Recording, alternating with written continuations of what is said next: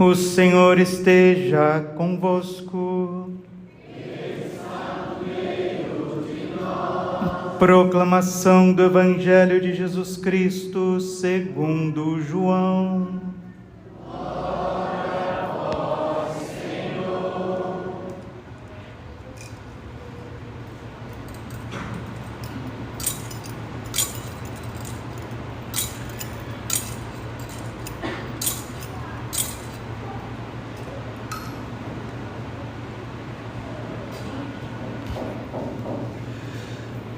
Antes da festa da Páscoa, Jesus sabia que tinha chegado a sua hora de passar deste mundo para o Pai.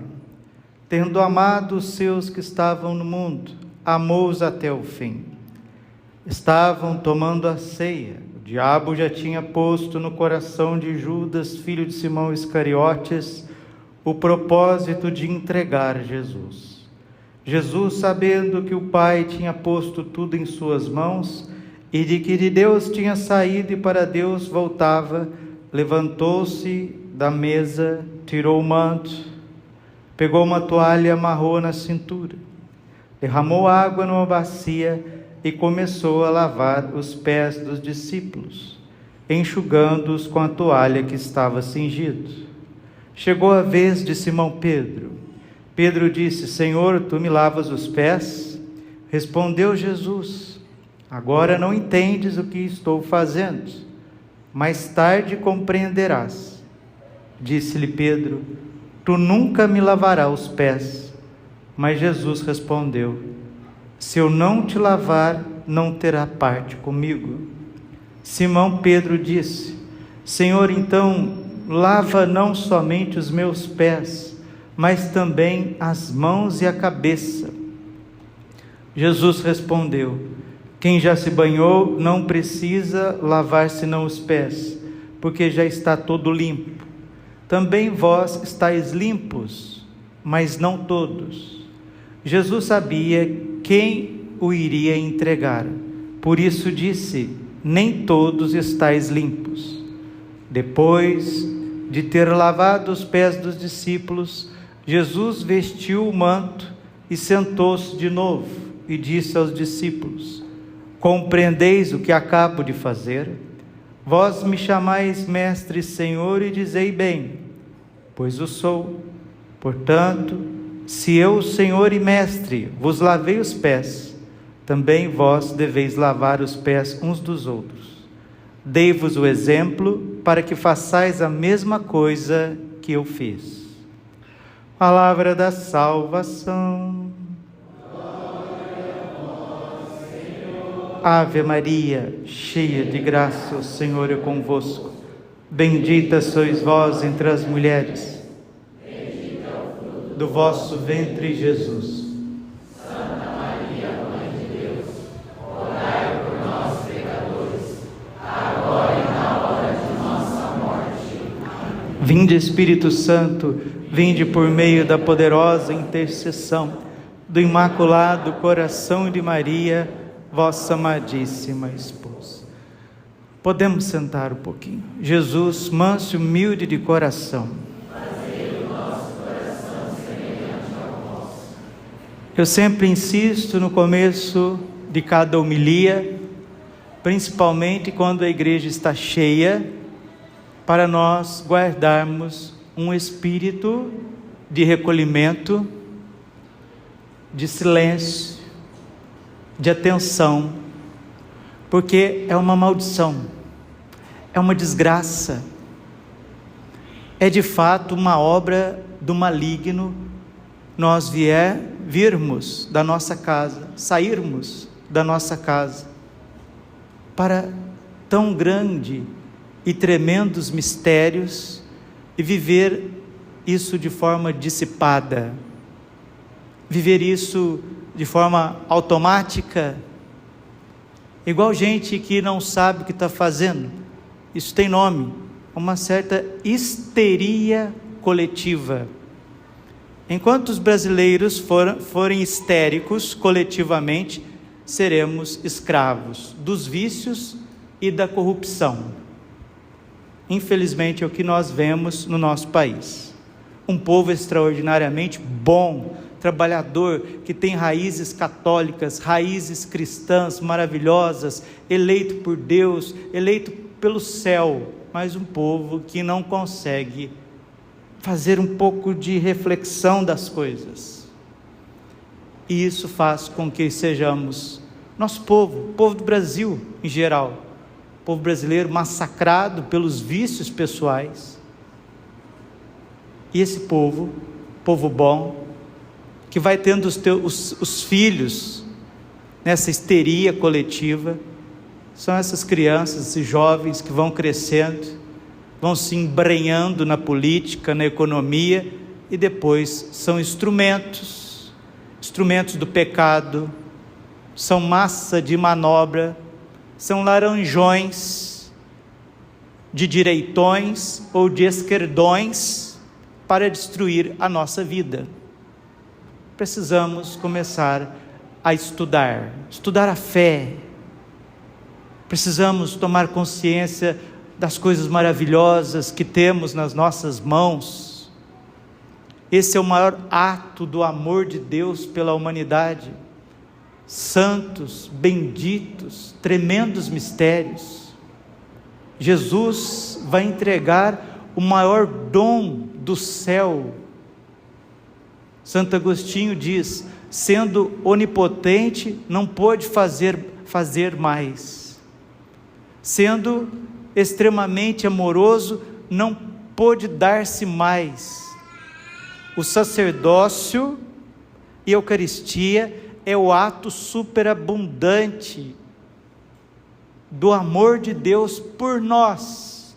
E esse tesouro, ele é tratado com indiferença e ingratidão.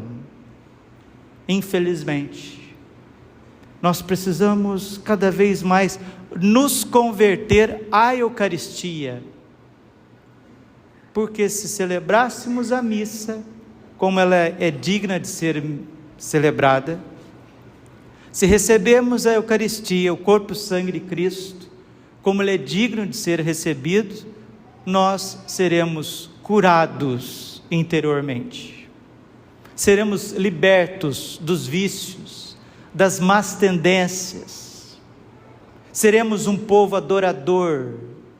São Pedro, Julião e Mard, que o Papa Pio XII disse que foi o maior campeão e herói de Jesus hóstia, ele diz justamente isso: não existe mal que resista à oração simples, à simples recitação do rosário diante dos Santíssimos Sacramentos. João capítulo 4, versículo 23, o Pai procura adoradores. Está chegando a hora onde que os verdadeiros adoradores adorarão o Pai em espírito e em verdade. Adorar a Deus é adorar os Santíssimos Sacramentos. São Pedro, Julião e Mard, parafraseando São Paulo, na primeira carta aos Coríntios, capítulo 2, versículo 2, São Paulo diz assim: não desejeis saber outra coisa entre vós, senão Jesus Cristo e este crucificado. São Pedro, Julião e Mard, que deu a vida para que Jesus fosse adorado nos altares, para que Jesus tivesse a sua evidência na sociedade, porque Jesus eucarístico é uma pessoa. A Eucaristia é uma pessoa divina, que também tem duas naturezas, a natureza divina e a natureza humana, e essa pessoa se fez alimentos. O teu pai não se fez o teu alimento, nem a sua mãe, nem seus filhos, mas o seu Deus é a tua comida. A minha carne é verdadeiramente uma comida, o meu sangue é verdadeiramente uma bebida. Quem comer a minha carne, quem beber o meu sangue, terá a vida eterna, e eu ressuscitarei no último dia. O pão que eu hei de dar é a minha carne para a vida do mundo. Deveríamos morrer de amor pela Eucaristia e derramar o nosso sangue pela Eucaristia, se fosse preciso. Existem muitas disputas em relação a tantas coisas, né? Porque o que a gente pensa, cada cabeça é uma sentença, não é isso que a gente ouve por aí? Mas se a gente parasse de ficar perdendo tempo com picuinhas e peculiaridades, e centrasse a nossa fé nos santos mistérios, na Santa Missa, na comunhão, na adoração do Santíssimo Sacramento, no respeito com os sacerdotes. Ó sacerdotes, não digo a vós, mas a mim primeiro, como nós precisamos tomar consciência de quem nós somos, como que cada homem ordenado, cada padre, precisa respeitar a si mesmo.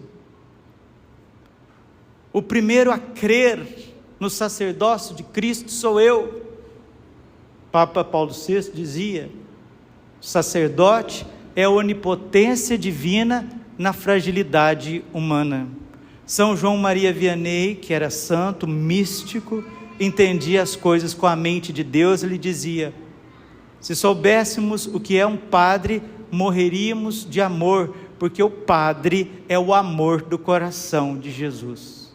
Se não fosse o padre, os tesouros de Deus seriam inacessíveis a nós. São Francisco de Assis amava tanto os sacerdotes, sem ficar rotulando se é de direita, se é de esquerda, se é de centro. Não, ele amava os sacerdotes e dizia que ele beija até mesmo o chão que o padre passava, porque o padre, ele tem a dignidade maior do que do anjo.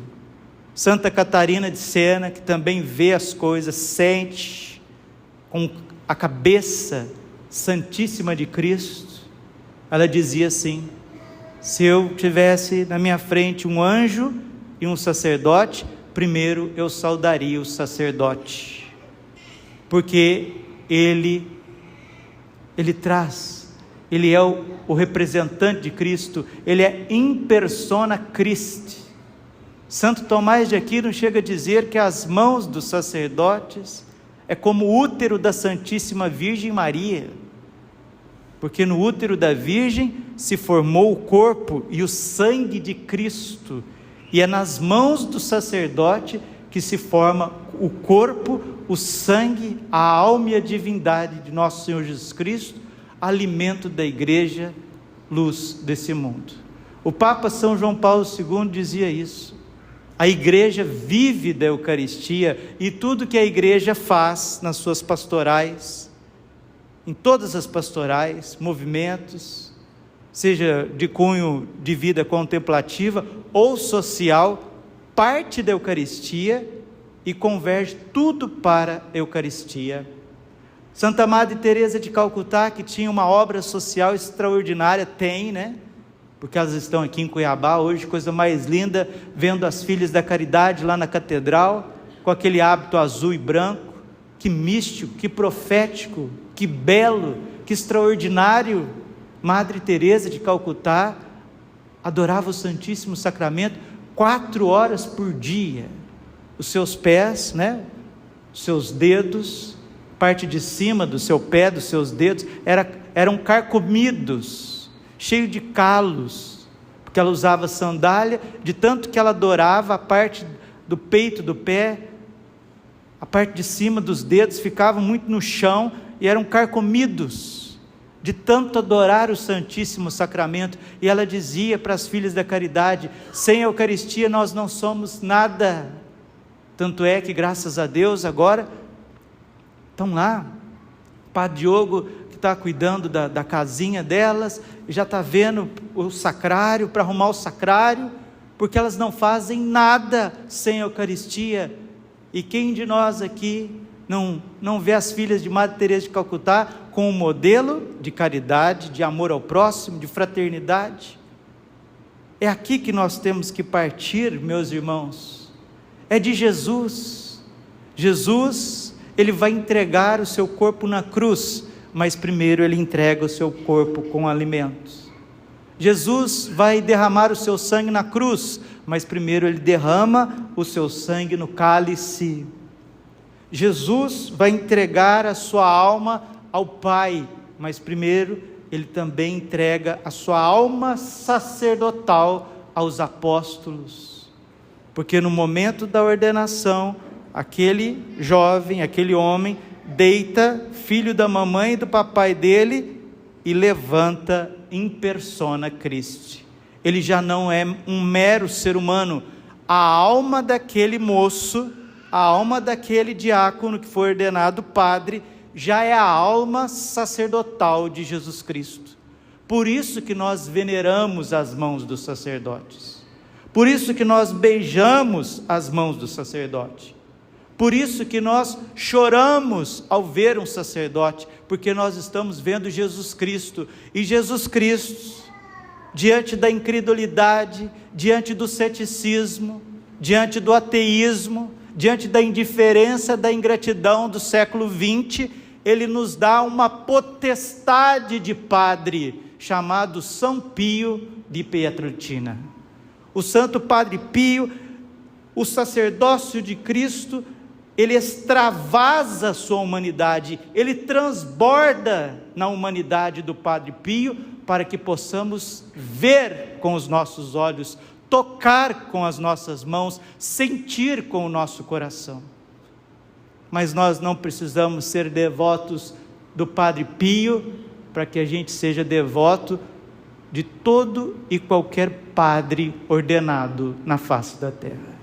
Antes de ser devoto de São João Maria Vianney, antes de ser devoto de São João Bosco, antes de ser devoto de São Pedro de Alcântara, de São João da Cruz, você precisa ser devoto, devota do teu pároco, do teu vigário, dos padres que te batizaram, dos padres que te deram a primeira comunhão, dos padres que atenderam a tua confissão, dos padres que levaram o evangelho lá nos confins da Amazônia, em terras longínquas, terras perigosas, no meio do deserto, em sociedade que não são católicas, em países onde há perseguição sangrenta, religiosa, como no Oriente Médio, como na África.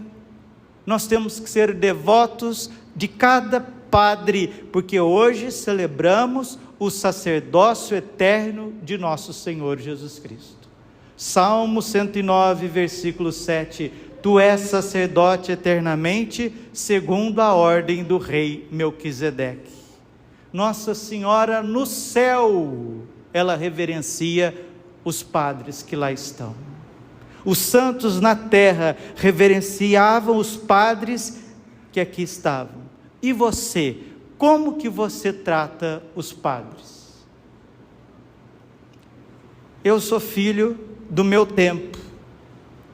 Eu sou filho, junto com vocês, dessa geração. E a experiência que eu tenho de igreja é que as pessoas veem o padre muitas vezes, graças a Deus, no Brasil tem muito respeito ainda, nas capelas, nas paróquias tem muito respeito, mas as pessoas no geral, o padre muitas vezes é visto como um representante de Deus, sim, o padre é visto como aquele que tem uma autoridade divina, sim, mas na hora da missa, a hora que ele está paramentado, mas depois, experiência não só minha, pessoal, Padre Braulio, mas o que eu via como leigo e seminarista. Não, aqui no Mato Grosso isso é muito pouco. O respeito que as pessoas têm pelo padre no Mato Grosso é diferenciado, mas no resto do Brasil, o católico médio, principalmente o homem, gosta de fazer piada com o padre, piadas. Se juntou 3, 4, 5 homens, lá vem o padre, vem o nosso alvo de piadas, vamos fazer piada com a cara do padre. Eu testemunhei isso várias vezes, como leigo e como seminarista, desrespeito, porque essas pessoas não têm compreensão do que é um sacerdote. Ele é um ser humano, sim, ele tem que brincar, ele tem que sorrir, ele tem que se alegrar, mas antes de tudo, respeito com cada sacerdote, com cada padre. gosta muito de zombar dos padres, as pessoas. Seja ele mais jovem, seja ele de idade, seja ele mais sábio, seja isso, seja aquilo, gosta muito de fazer piadinhas. Então, quando você for fazer piadinha, principalmente em grupo, com o padre, pensa algumas vezes, porque quem vos recebe, a mim recebe. Lucas 10:16. Quem vos rejeita, a mim rejeita.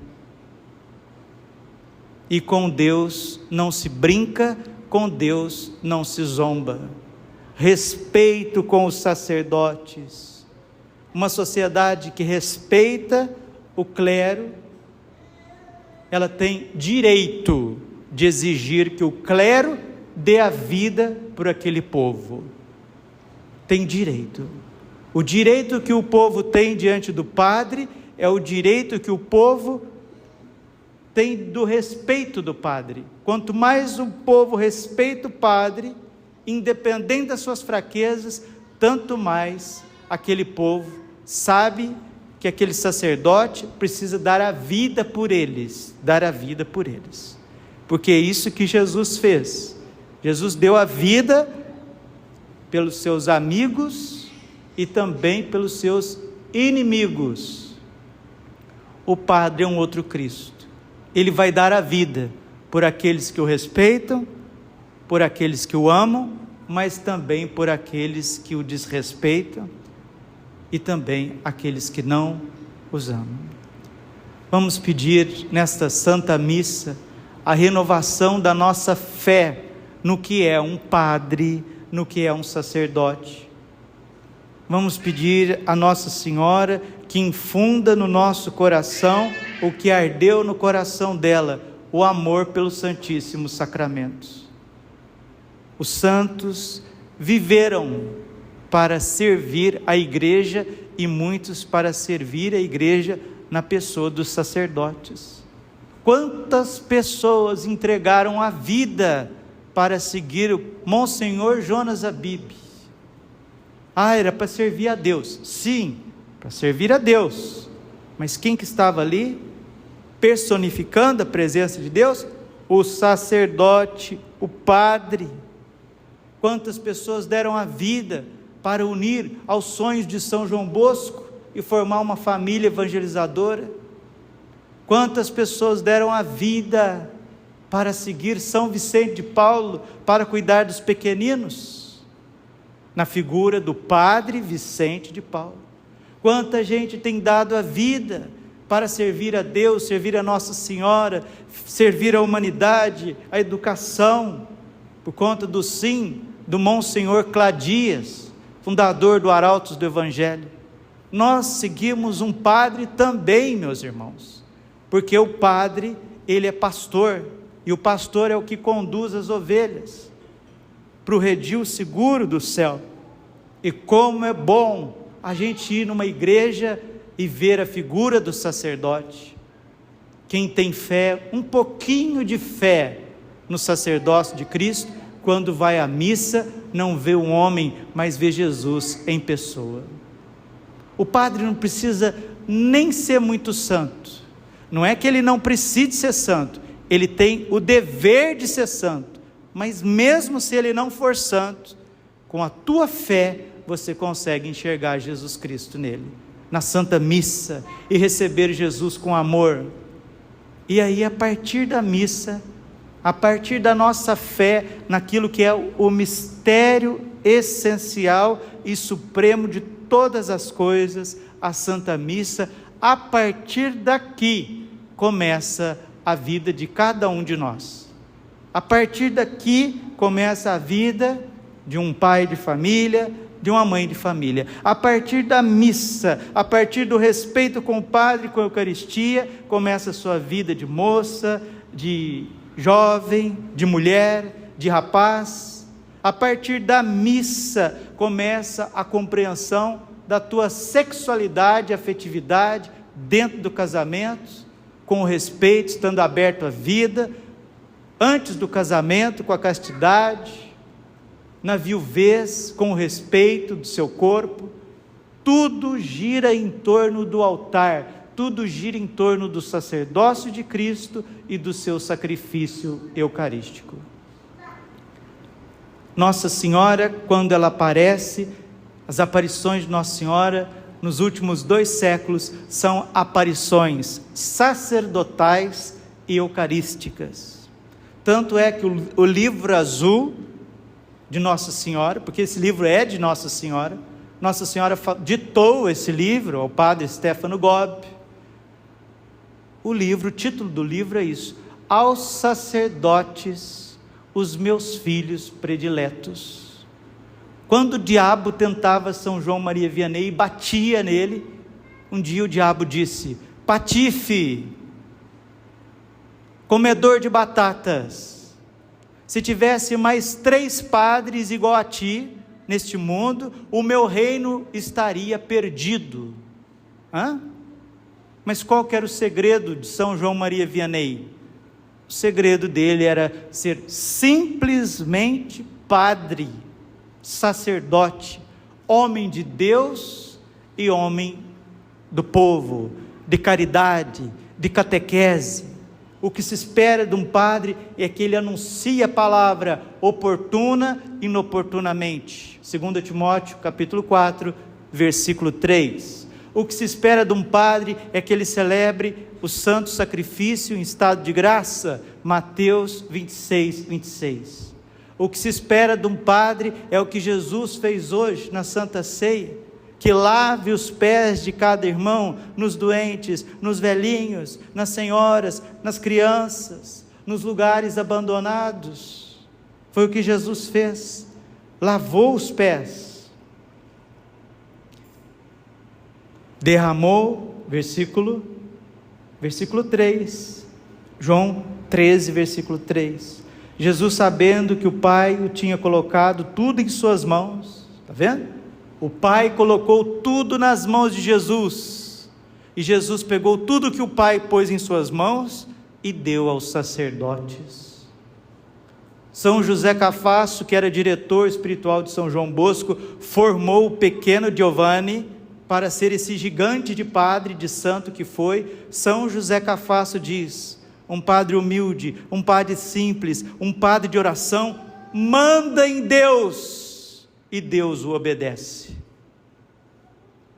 Jesus, sabendo que o Pai tinha colocado tudo em suas mãos, e que de Deus tinha saído e para Deus voltava, levantou-se da mesa, tirou o manto, pegou uma toalha, amarrou na cintura, derramou água numa bacia e começou a lavar os pés dos discípulos, enxugando-os com a toalha com que estava cingido.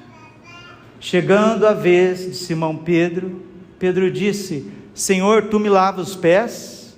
Jesus respondeu: agora não entendes o que estou fazendo, mais tarde compreenderás. Disse-lhe Pedro: tu nunca me lavarás os pés. Mas Jesus respondeu: se eu não te lavar, não terás parte comigo.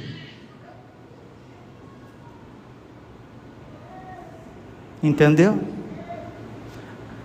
Padre, o que eu devo fazer para Deus? Primeiro, se você é homem, vira homem. Não seja um bobão, não. Seja homem. Se você é mulher, seja como Nossa Senhora, humilde. Queira passar para cima do seu marido, não. Para cima do padre, não. Peraí, fica no seu lugar. Virar gente. E a partir disso, cada um no seu lugar, cada um no seu quadrado. O Papa Francisco acabou de dizer hoje que não existe nada mais feio nesse mundo que ideologia de gênero, porque destitui a diferença natural do homem e da mulher, fazendo que, e o Papa disse isso, o Papa Francisco disse hoje, que essa diferença, essa tensão entre o homem e a mulher, ela é fecunda, ela é boa para o casal, para a família, para a sociedade, para a igreja. A diferença que o Criador colocou no homem e na mulher. Primeira coisa, você tem que ser você mesmo. Queira ser outra coisa não. Segundo, deixa Deus te lavar. Deixa Deus te purificar. O que eu vou fazer para a igreja, Padre Braulio? O que eu vou fazer para a capela, Padre Braulio? O que eu vou fazer para a arquidiocese? O que eu vou fazer para a obra de evangelização? Primeira obra de um católico é crer em Deus. A obra de Deus é essa, que creais naquele que Ele enviou. E não seja como São Pedro.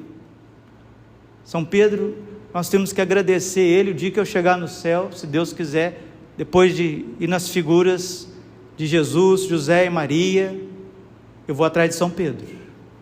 Eu vou dar um abraço nele, primeiro vou ajoelhar nos pés dele, beijar suas benditas mãos, e falar: São Pedro, dá um abraço, porque eu era igual ao Senhor, eu era espalhafatoso lá na terra, e o Senhor para mim foi um modelo de um santo, porque santo não é aquele que é impecável, aquele que é perfeito, aquele que é imaculado, mas aquele que se deixa transformar por Jesus Cristo.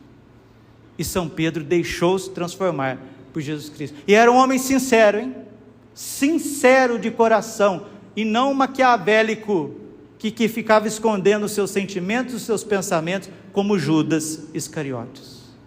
Eu tenho medo de gente assim, que só fica fitando quietinho, cuidado, serpente venenosa, mas o fim dessas pessoas é o inferno.